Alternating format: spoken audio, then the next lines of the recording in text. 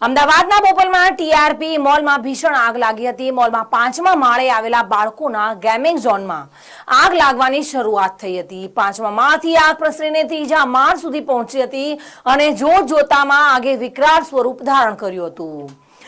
1 kilometre દૂર સુધી આગના ધુમાડાના ગોટે ગોટા જોવા મળી રહ્યા હતા, જે જોતા રોડની બીજી સાઈડ પર લોકોના ટોળા એકઠા થઈ ગયા હતા। જો કે આગ લાગતાની સાથે જ મોલમાં અફરાતફરીનો માહોલ સર્જાયો હતો અને મોલમાંથી તમામ લોકોને સહી સલામત બહાર કાઢવામાં આવ્યા હતા। જો કે ઘટનાની જાણ થતાં જ ફાયર વિભાગની 10 જેટલી વધુ ગાડીઓ અને ટીમ ઘટના સ્થળ પર પહોંચી હતી અને આગ પર કાબુ મેળવવાનું શરૂ કર્યું હતું, પરંતુ 2 કલાકની ભારે જહેમત બાદ આગ પર કાબુ મેળવી શક્યા હતા।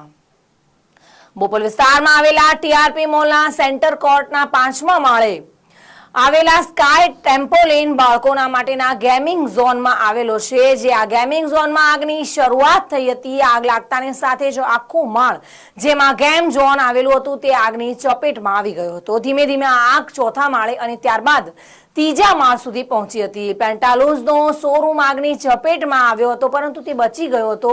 ત્યારે મોલની સામે જ પેટ્રોલ પંપ આવેલો હતો, જેને તુરંત બંધ કરવામાં આવ્યો હતો। જો કે મોલમાં રહેલા તમામ લોકોને સહી સલામત બહાર કાઢી લેવામાં આવ્યા હતા અને થિયેટરના તરફના ભાગમાં આગ લાગી ન હતી, પરંતુ સલામતીના ભાગરૂપે થિયેટર તાત્કાલિક ખાલી કરી દેવામાં આવ્યું હતું। ત્યારે મોલમાં આવેલા ગર્લ્સ પીજીમાં ફોન કરીને એલર્ટ કરવામાં આવ્યું હતું, જેથી 100થી વધુ ગર્લ્સને પીજીમાંથી બહાર કાઢવામાં આવી હતી અને હોટલ મેપલ અને 2 હોસ્પિટલમાંથી કેટલાક લોકોનું રેસ્ક્યુ કરીને નીચે સહી સલામત ઉતારી લેવામાં આવ્યા હતા।